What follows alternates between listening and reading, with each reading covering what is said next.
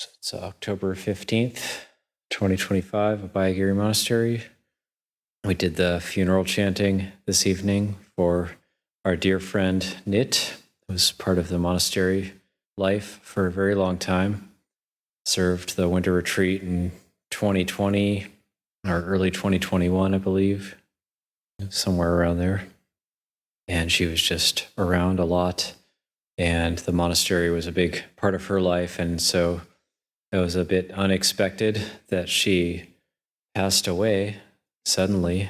And after she had served the winter retreat, those 4 or 5 years ago, she did suffer from a massive stroke and was disabled after that, but just had always had such a good attitude. And it's kind of like the healing power of laughter. She was always kind of laughing and giggling and laughing at her situation and getting others to laugh about it as well. And before that, she was actually a very skilled massage therapist, so she lost those abilities, but she was totally okay with that. She was able to let go of it. And whenever somebody passes away, I found I end up trying to recollect my last interactions with them, the last time I saw them, the last conversation I had with them. And I'm pretty sure that the last conversation I had with Yom Nit was, she was telling me, Ajahn, I'm not afraid of death.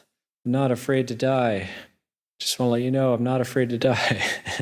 She's kind of laughing about it. And I thought that's quite profound, actually. And what makes somebody not afraid to die? And it's not just anybody who's not afraid to die, who really isn't afraid to die. And in the Buddhist teachings, it comes from virtue, body, speech, and mind. When somebody lives a virtuous life and lives a very upstanding life and is devoted to doing good deeds, then the natural result of that is they're not afraid of death. And so one who really isn't afraid to die is one who has been devoted to good deeds, one who's led an upright life of honesty and integrity and devoted to precepts. So it's no wonder Yom Nit was able to say that, because she did lead a very good life. And even though it was cut short, I think she was 65 or something, but it's the same time as, and it was actually, when you think about it, a very good death. She laid down in her garden and didn't get up. And of course, they took her to the hospital, put her on life support. But it seems that since that moment when she laid down in the garden and didn't get up, and she wasn't conscious since then. So I believe it was fairly pain-free, and she was surrounded by family and loved ones and friends stopping by to speak to her and just wish her well. So I think it probably happened in almost the best way possible. There's a story in the Jataka tales of past life of the Buddha when the Buddha was named Prince Chandra. So very, very long time ago, off in some other world age, some other lifetime. And this is when the one of the lives where the Bodhisattva was cultivating the parami of satcha, or truthfulness, satcha parami. And at that time, there was a horrific bandit in the region named Sada Prarudita, and he was known for eating humans. So he would capture people and eat them.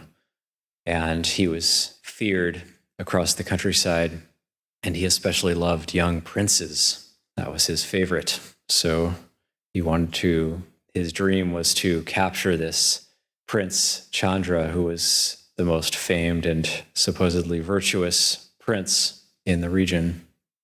So as the story goes, Prince Chandra is out with his retinue, and they're going at some sort of outing in the countryside. And there's a big ruckus in the distance, and his generals say, Prince, the Sadaparudita is coming. We have to retreat. We have to get back. We have to run to safety. And then he says, no, I want to see what he wants. Let's see what he wants. And so everybody else is scared and running away, and the prince is not afraid. And so he steps forward, and this huge ogre of a person says, "It's you I want," and runs up and grabs the prince, throws him over his shoulder, takes him to his lair. And he gets to his lair and sets the prince down on a pile of bones of former princes that he ate. And then is kind of looking at him, watching him, and says, "Why aren't you afraid? Everybody else I captured was afraid. What's wrong with you? Why aren't you afraid?" And he says, "Well, I can't remember any intentional bad action that I've done that I regret in this lifetime. That's why I'm not afraid." And he says, okay. But then it turns out earlier that day, on part of his outing, this Prince Chandra had gone to see a wise Brahmin, and the wise Brahmin had offered him 4 verses of Dhamma. And then upon recollecting, now that he's been captured, upon recollecting this, he thinks, "I forgot to give that wise Brahmin a donation." And because of that thought, he starts to cry. And then this ogre says, "Why are you crying? Is it because you're afraid to die?" He says, "No, I'm crying because I forgot to give that wise Brahmin a donation that taught me some Dhamma earlier today. If you allow me to go and give him a donation, I promise I'll come back." And he says, "How could that be? How could I let you go do that? And how could you possibly come back? You must be lying." And he says, "I have never told a lie in my life, and I will never tell a lie. And I promise if you let me go, I will come back."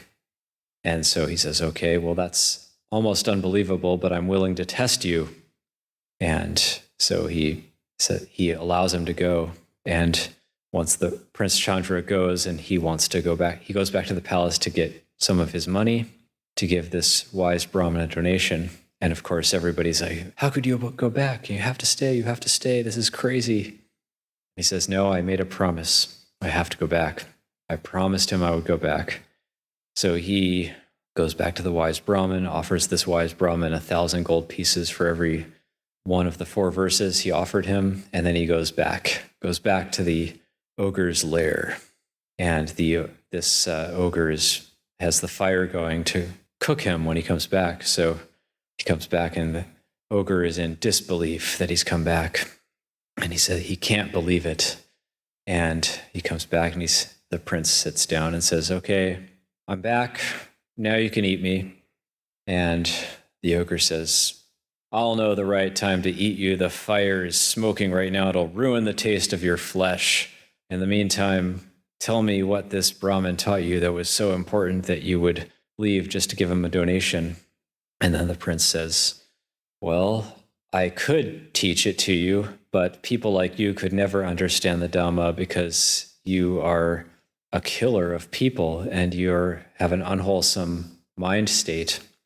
And there's no way you could understand it because you're stuck in your evil ways." And this outrages the ogre. "What do you mean? You kings and princes kill deer with your arrows." And then he says, "Yes, some kings and princes do that sometimes, and that is wrong. But you kill and eat people, which is far more heinous and far more bad karma.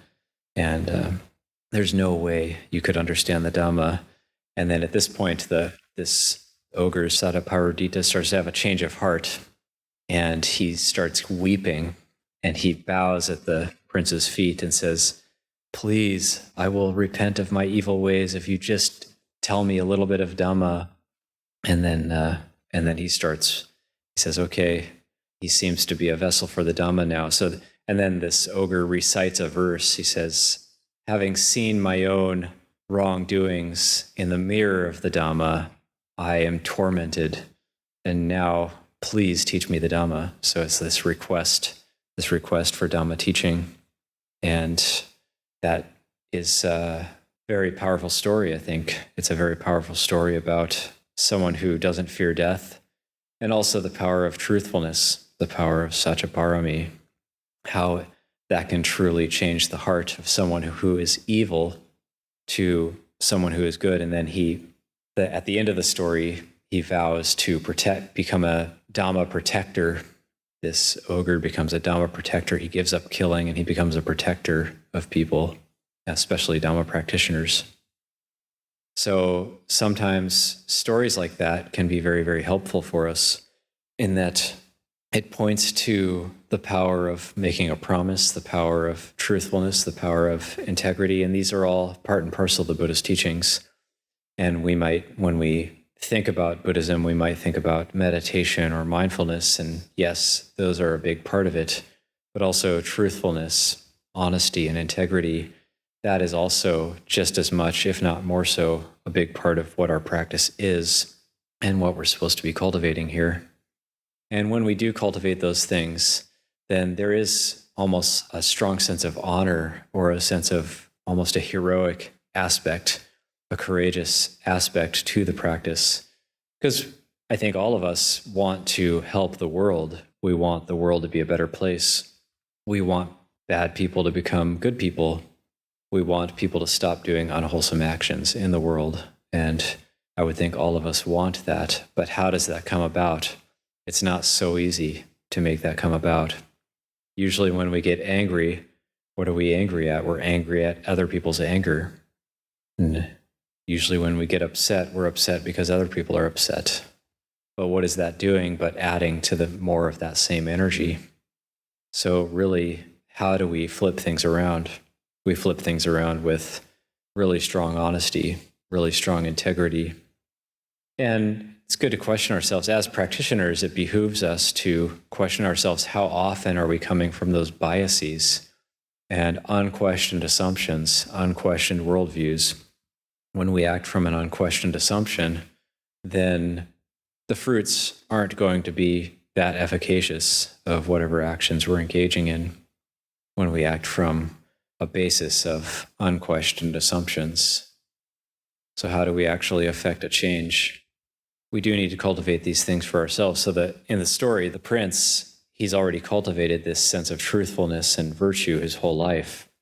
And this was a story that illustrates the culmination of that, or the power of that. So we do need to cultivate these things. We need to build it up.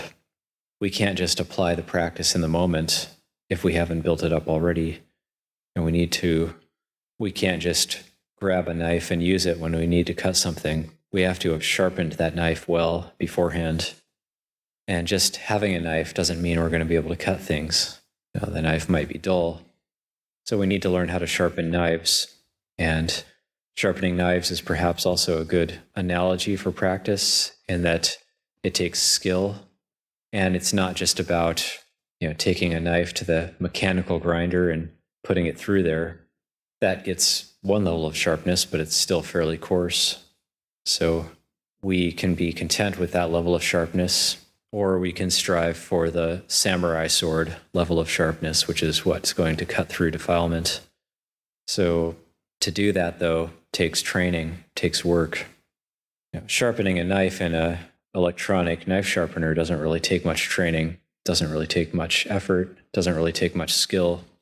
But to sharpen a knife on a whetstone and then to work up through the finer and finer stones until you have something that's razor sharp, that takes real skill. And the reason it takes skill is because it's not just about how many times you run the blade over that whetstone. It's about getting the angle just right. And then even if you get the angle just right, then it's about knowing the right number of strokes on the stone, because if you do it too much, you get what's called overhone, and then it's not sharp anymore. And then if you want to undo the overhone, then you have to actually use a slurry as one method. You use another stone and rub it against the first stone and create a slurry, and then those microscopic grains can rub off the overhone on the knife, and then it can become really razor sharp. And then if you want it to become even sharper, you have to strop it on a piece of leather, and you strop the knife and you get off all the microscopic metal filaments on the edge of the knife. And then you have something that's very, very sharp. And something that's very sharp is actually safer to use. It'll cut everything. It'll cut whatever we like. And the way you test this is you hover over your skin. You don't touch the knife to the skin, but you hover over your skin. And then you see if the hairs on your arm get cut when you're hovering the knife over your skin, and then you know it's razor sharp.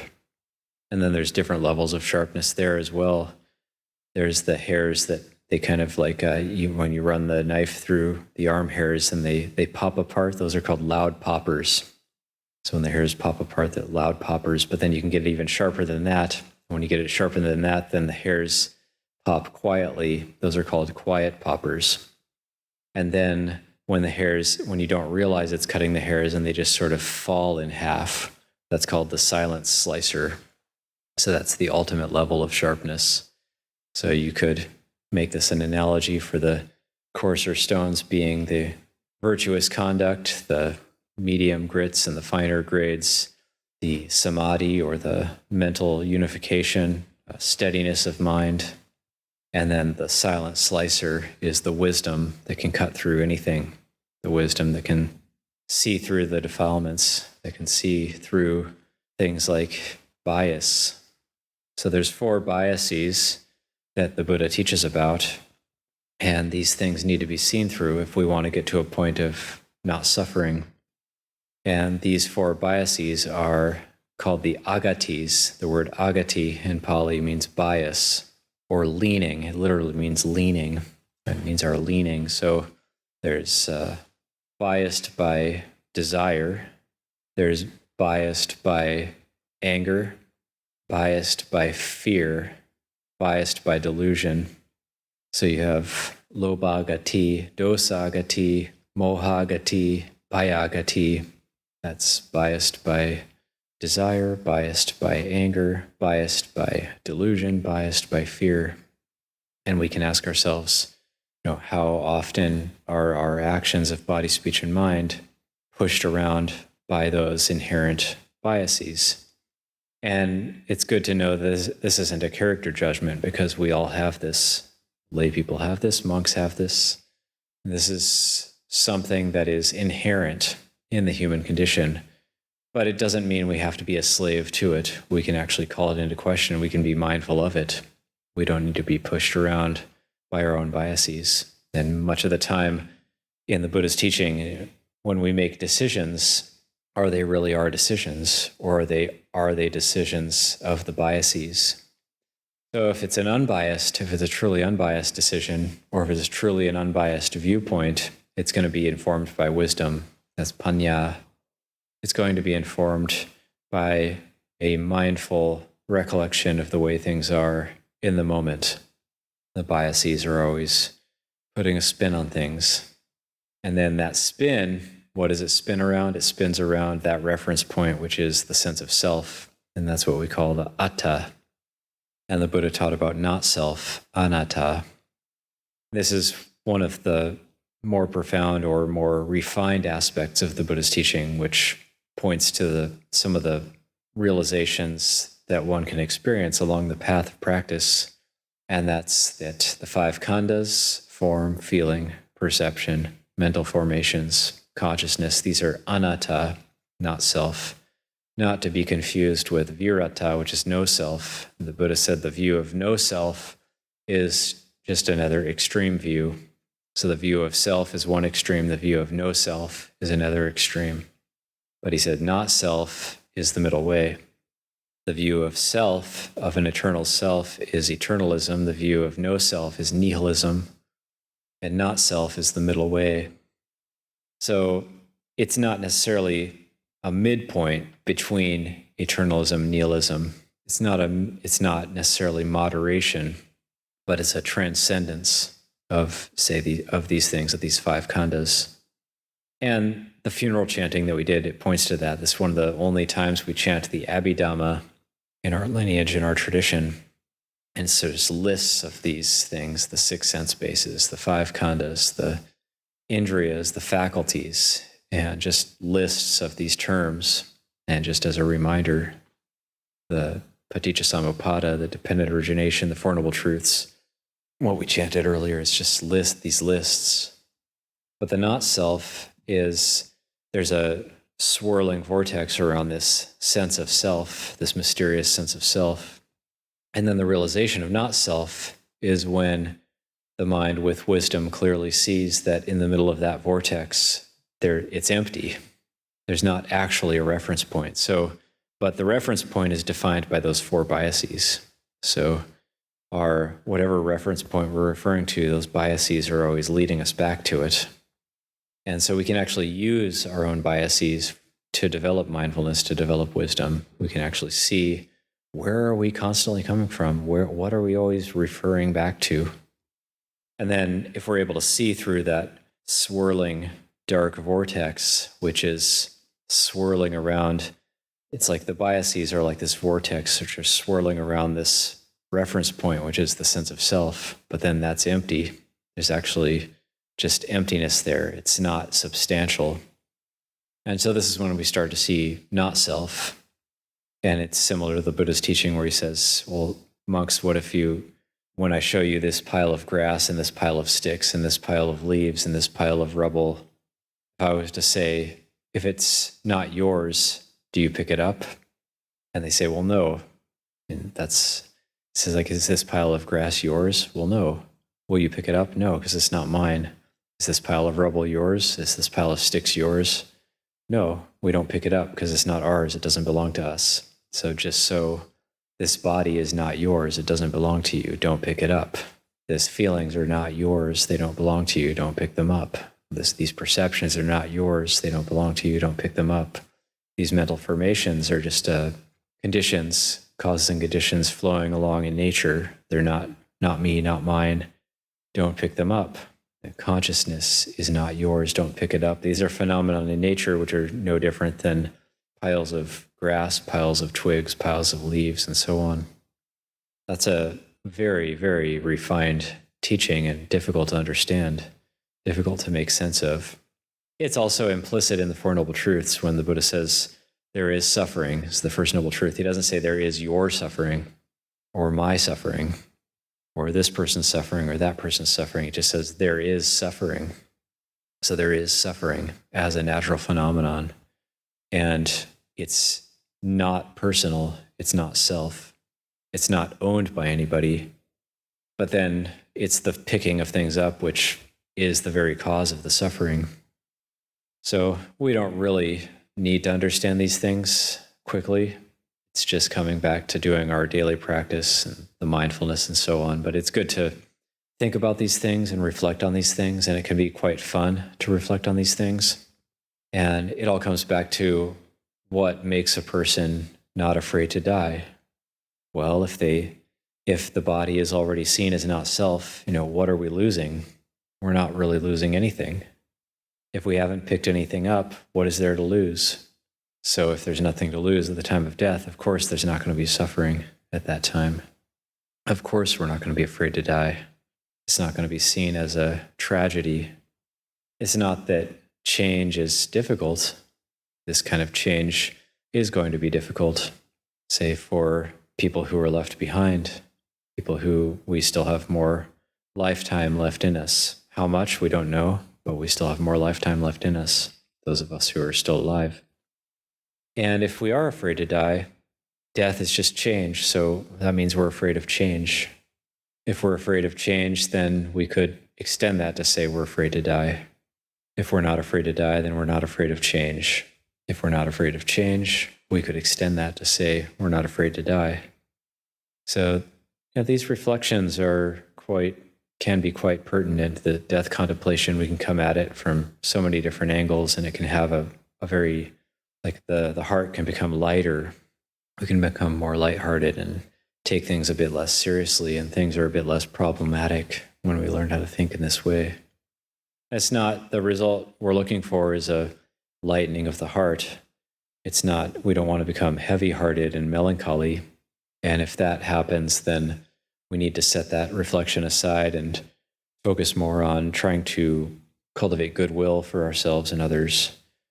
So if the death contemplation gets too heavy, usually it's best to go into metta, kammatthana, the sense of developing goodwill for oneself and for others. And then we can come back to the death contemplation when we feel that the heart has been buoyed up again. And that's how we practice. We're allowed to think of these things when we're meditating. It doesn't just have to be focusing on the breath. We are allowed to reflect on these things, contemplate these things, not just while we're meditating, but throughout the day. We think it over and see if we're able to really keep it in mind, really hold it in mind, and then notice it all around us. Notice that it is the way it is. It is the truth of the way things are. These natural phenomenon that just happen. So these are a few reflections coming up for me this evening, and I truly wish Yom Nit well, wherever she may be. And I say sadhu for her practice, and I'll leave it there for this evening.